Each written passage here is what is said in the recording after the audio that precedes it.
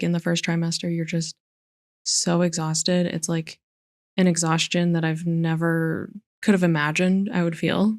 Yeah. And you're going to feel unproductive and it's not going to feel great, but you need to do that for your body, for your baby. You're literally developing the baby.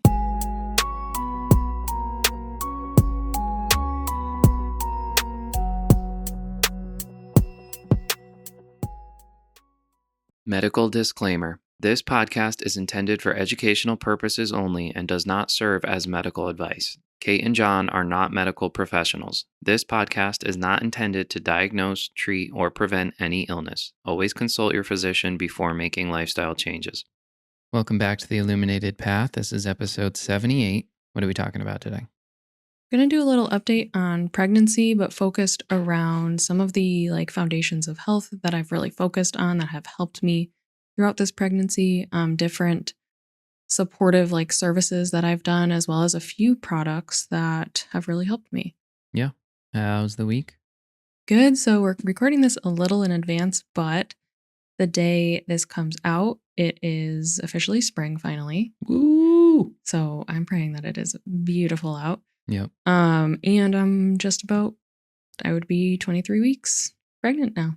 Wow. Yeah. Also, I forgot to mention this in the last episode. I did too. We are both wearing green. I looked at the little camera shot and I was like, am I blending in with my green shirt? And then John looks at himself and he's like, I'm wearing green too. And so Yep. I just thought that was pretty funny. Just drowning out in a sea of green over here. The wall's green. There's a green tree behind you. I'm a happy girl. You're wearing green. I got dark green. No contrast whatsoever. Just monochromatic. Just my head on a green wall. Anyways. Yeah. So you want to talk about some of the basics. I think the only thing I want to add to this before you even get into it is I've seen a lot of biohackers, people talking about this is you don't dive in and start doing all the advanced stuff before you have the foundations. And I think about Alex Hormozy, who just did a bit talking about, you don't start a bunch of income streams before you get one going. Everyone sees the millionaire with 7 different income streams and they want to do 7 at once, but you wait till one cup pours over and then you put it into other areas. So I think starting with the foundations of your health is really important before you start looking at other stuff. Yeah. And, these are things that we did an episode on the foundations of health. So I wanted to just quickly go through some of these and as well as explain how I might have done a little bit more in them. So just get right into it. Yeah. Eating whole, real foods as much as possible. We just did an episode, our last episode, about reading food labels. So yes, there was, processed food here and there. We ordered out when I was in my first trimester and did our best to choose better options. Yeah. But when I felt the best, it was when I was, eating my vegetables, prioritizing protein, getting meat, getting red meat, because you want to support, your iron levels. I did have blood work done and my iron levels were good, but I know that's something that can drop in pregnancy sometimes. Yep. So really just eating whole foods, prioritizing protein, and it's just going to make you feel better overall, mentally and physically. I felt like the protein helped a lot, especially when you were getting a lot of morning sickness and nausea. Yeah, that was rough. I really had to eat constantly almost, but I wasn't really hungry. So I would have, a beef stick or a protein bar or a protein shake, just adding more and more protein to help keep my blood sugar regulated, because that was a big part of the nausea. And also energy levels. You're so exhausted in your first trimester. So anything you can do to help that. And then low sugar intake. That's not to say I haven't had any sweets. Yeah. I love ice cream more than anything. But honestly, I didn't really have a lot of it at all in the first trimester. I just didn't want any of it. In my second trimester, when I started feeling better, and also when we were on vacation, I wanted some ice cream here and there, but it's not something I have all the time, and I'm mindful of that, whatever type of sugar that is. Well, I Um, think too, your sugar intake isn't spiking. You're not getting like a ton of sugar from one place. Like you don't go and eat candy, but sorry to jump to your next point, you did have like coconut water. So you're getting those natural sugars. mhm. Um, so it's not like your sugar intake has plummeted or you're trying to like cut out all sugar, but you're getting it from different sources and not spiking like crazy from, some treat or eating a pint of ice cream.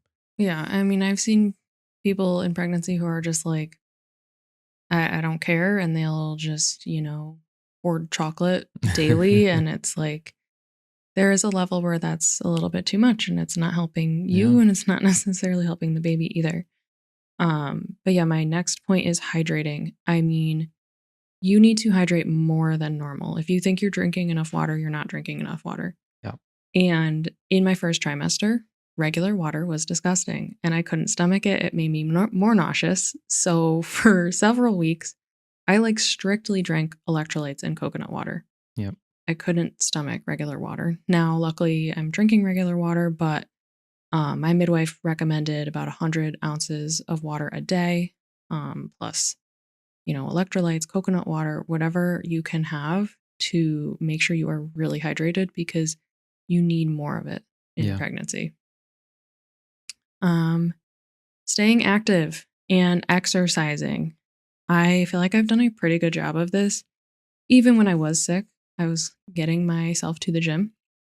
But you really want to have some sort of movement going. So we've been walking a lot more lately and getting out in the sunshine, and that feels incredible. But regardless of how much you have moved your body in some form of exercise before pregnancy, you can always start something.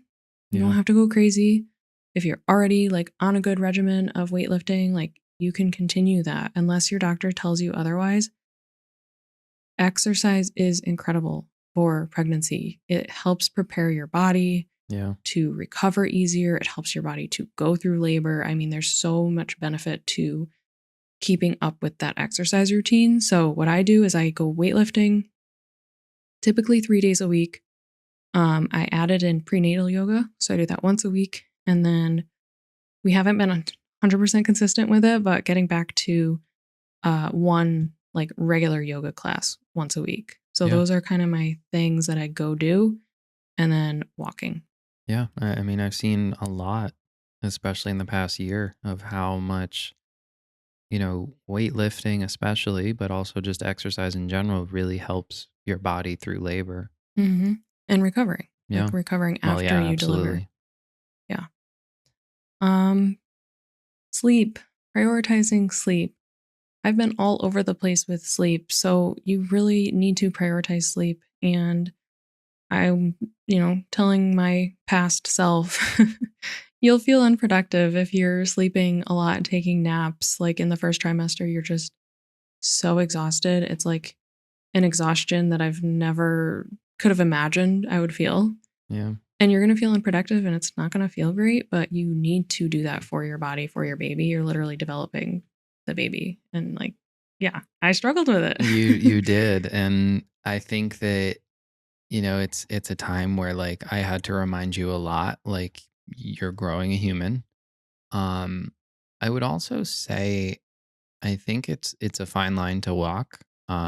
If you are in your first trimester, I would be very cautious about attaching your, um, what's the word? Your, I guess, worth or satisfaction with the day to your productivity, Yeah, it's just not going to because be there. you're growing a human, and that's not something you're tangibly seeing that day, Right. so play the long game and give yourself the grace, because I think that was one of the biggest things I saw you struggle with mentally in the first trimester, was you felt like you weren't doing enough. hmm Yeah. And that's hard because it is a whole emotional, mental toll. And then Yeah. that physical toll contributing to that. Um, it's a lot. Yeah. So you got to prioritize your sleep. Even now in my second trimester, I am sleeping much better and I'm not tired throughout the day. I don't feel like I need naps, but I wake up in the middle of the night and sometimes I can't fall back asleep for an hour or two, Yeah. and it's tough. But it's still easier than it was in the first trimester when I was just beyond exhausted. So get as much sleep as you can and just like listen to your body, honestly. Yeah. I already mentioned walking, getting out in the sun. It was hard in the winter. Like I've said so many times, for me, I'm grateful that I'm we're like into spring and I'm delivering in the summer Yeah. and it's going to be warmer and like the whole rest of my second trimester, my whole third trimester, I'll be able to be outside a lot. I struggled a lot with not getting outside as much and with it being so cold. So, yeah. Yeah. Um and then lastly for kind of the basics is doing lots of stretching. Your body just changes so much, like you really lose your core. I felt like I had a pretty good core, Mhm. strength and everything going into pregnancy, and it's changed so much. For me, it's affected my back a lot and my Mhm. hips. So I'm in pain and I need to keep up with doing different stretching. And then John helps me by doing counter pressure on my hips. Yeah. Yeah. Anything to add to the health basics? I know this is mostly me talking, No, but I that's know. okay. I think it's there's a lot you do for your health, and we were very adamant that going into it, we wanted to really make sure that we were in good health. So yeah, I think there's a lot that you've done, and you have a very strong foundation. Yeah. So I think adding on to that is our next section. Yeah, I just wanted to mention some of the supportive, I guess, services, like I would call Yeah. them, like supportive people that I'm seeing to get help with some of the changes that I'm going through in pregnancy. So, number one is a chiropractor. Chiropractic care is completely safe in pregnancy.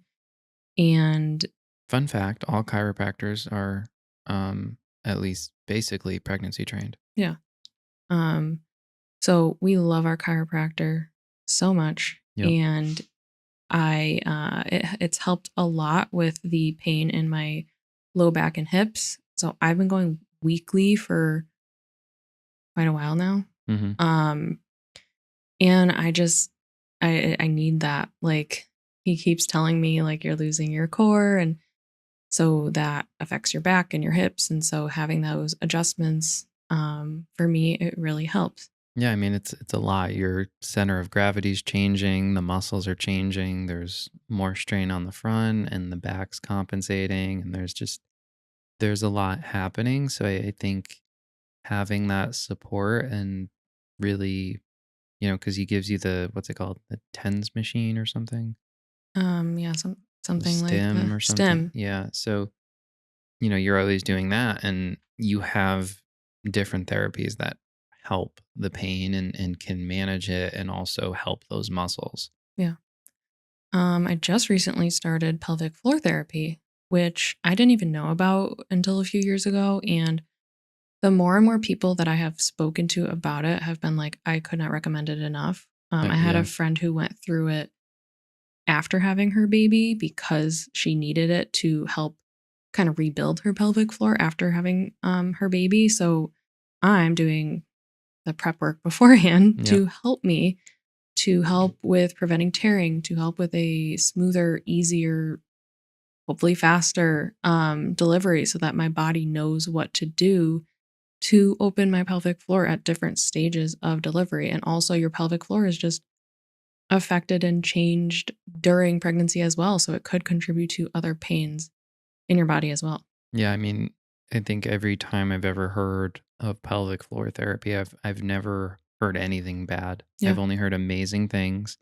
And when we spoke to our midwife about it, she actually said like I've heard amazing things, and I've actually been considering like recommending it to all my clients. So I'm glad that we have that. Yeah. Yeah. I definitely want to do like a whole episode on that. So, more to come. Yeah. And then we have a midwife. So That is our main caretaker. I don't Yeah, I know what the right guess. word is. Like, she is who is our person for this pregnancy. I don't go to my OBGYN. Our midwife comes at the same frequency as I would be going to an OB, but instead of a 5-10 minute appointment, she spends an hour with us at our house. She, is measuring my uterus. She is getting the baby's heartbeat. We're talking about all of the things. We listen to the baby at the end of every appointment. Yeah, the heartbeat. Yeah. And I love her. I'm so happy we went this route for us. This was a huge thing that I have looked into for years, and will be doing a home birth with her. So yeah, she's absolutely a supportive service that we're working with, and I have access to contact her for questions, concerns, all of the things. Yeah. I think that I will again just reiterate we've talked about this a lot, but anytime you're dealing with your health, whether that's mental, physical, or even emotional, you do your due diligence and you find people who are in alignment with you. So, like when we decided we were going this route, we interviewed a couple people, and I think she was the one where she also treated it as she's interviewing us to understand if it's the right fit. Yeah. And I'm grateful for her. I am. Yeah. Yeah, she's great. Um, and then the last thing I just put on here, not necessarily a service, but like just we're always continually educating ourselves. Our midwife recommended a couple books. I have another book that I just found, and there's so much information online now. And yes, you could go down like a deep rabbit hole of social media, but there's also a lot of helpful things that I have found on social media. Even just like people sharing their real experiences with pregnancy, real things that have helped them with birth, with being a first time, parent, all the things. So Yeah. it's smart to just always continue to learn and educate yourself. Yeah. So you got your foundations of health. You have some of these supportive services that we're doing. Um, what about products? So yeah, again, ask whoever your provider is about things to be taking as far as like supplements and stuff. But for me, just to quickly share, the supplements that I am taking is my prenatal, then my DHA fish oil, probiotic, which I actually just started on a new probiotic because I didn't do well on the first probiotic that I was taking. It was making me very nauseous. NAC, and then I'm also taking vitamin D. I hopefully won't be on that forever, but that was based on my blood work. Mm-hmm. I was a little low in vitamin D, so it made sense to add that on for the time being. Especially in the winter. Yeah. Yeah. Yeah. So I think what I wanted to say is like, because of our lifestyle and we do focus so much on like non toxic or low toxic, um, a lot of this was they're not drastic adjustments. You already don't drink or smoke, or, we're not having ultra processed foods. You don't eat a lot of stuff that could potentially be harmful to babies. So I think like that was something that worked in our favor very well. It's not like this crazy adjustment of, everything. So, Yeah. A few other things. I recently, at the suggestion of actually my pelvic floor therapist and my chiropractor, got a belly band. mhm. To be honest, I don't personally think my belly is that big yet, but it's like, it's getting there and it's showing, and it's again affecting my back, my hips, my center of gravity, my abs. And the biggest complaint I have this pregnancy is my hips and back hurting. So the belly band has really helped me. Yeah. It just kind of supports and helps to lessen some of that pressure on those areas. It was like $40 or $50 on Amazon. Very happy with that. Yeah. I got a yoga ball. I actually got that for free Love it. from someone in our community giving it away on Facebook. And there's a lot of stretches and things that you can do on that. And also, a yoga ball can be very helpful in labor. So I have that. I do different stretches. And it's again just like a simple, inexpensive tool to help you. Yeah. I have a pregnancy pillow. I want one. Oh, it is the most comfortable pillow. Yeah, but I don't have one of those ginormous like U-shaped Yeah, pillows like the that wraparound. yeah, for me, I had done a lot of work to find a pillow to help with my neck. Mm. Because I would sleep weird and then I would have a neck pain. So I didn't want one of those big wraparound ones where I wouldn't be like using my regular pillow. So I got one from a brand called Baby Bub. Again, wish I was sponsored, but I'm not. So this is completely like me sharing my real experience. It's like a smaller pillow and it has like two pillows on each side that go around your back and your belly to like support the belly, support the back, also help prevent you from rolling onto your back. And then I have a separate pillow that's also like part of the set to put in between my hips. Yep. Not my hips, my knees Yep. to keep my hips level. Yeah, and then it comes with a little like neck wedge, or there's like another extra one that, which actually might be really nice as you get bigger to tuck under your belly or something. But Mhm. it has a lot of functionality and it's very comfortable. So what part do you like? The All of it. I think like the hip piece, like laying in between it and then having, because it's almost like replacing a body pillow, the like knee wedge Mhm. piece. And then you got the extra wedge for if there's like any spot that you need a little more support. It's wonderful. So after I have the baby, John's gonna just take the pregnancy Yep. pillow and be like, "This is mine now." Catch me in a pregnancy pillow. And then another thing I'm doing is belly oil and a belly cream. I've tried two different ones. I like the one I'm using now. It's by the brand Pay or Pai, Pai. I think pie, I don't know how to maybe. pronounce it. Not sponsored. But it's And non-toxic and I like it. What were we and gonna say? NBOT. Yeah, so we call it NBOT, Nightly Belly Oil Time. Totally stole that from a TikTok creator. Yep. Um, 100%. and it's so nice. Like we do it at night. And it's time for us to, you know, talk to the baby. Because I'm further along now, like baby should be able to hear us speak. So I had John like Well, read our book to the baby the other night. but we haven't clarified. Okay, so it's a belly oil that we put on Kate's tummy Yeah, to to help with prevent stretch marks. Mhm. And just keep the skin hydrated and, really support the skin. Yeah. Um, I know, there's things you can do to like help try to prevent stretch marks. I don't know. I've also heard it's, there is genetics to it, but it's like my thing is I'm going to do as much as I can to uh, take some preventative measures. And if it's one simple thing that I'm doing, Yeah. I'm going to do that. Um, so we turn it into like a nightly thing where it's like we have that time with the baby, we're talking to the baby. Um, that's been several times when I've felt the baby moving. Mm-hmm. Yep. And now, yeah, so we talk about the baby and everything. So it becomes like a kind of ritualistic time together. And I like the product that I'm using. So yeah, Yeah. I think that's kind of everything that I was planning to cover today. All right. Thank you guys for tuning in, and we'll see you next time. Thank you.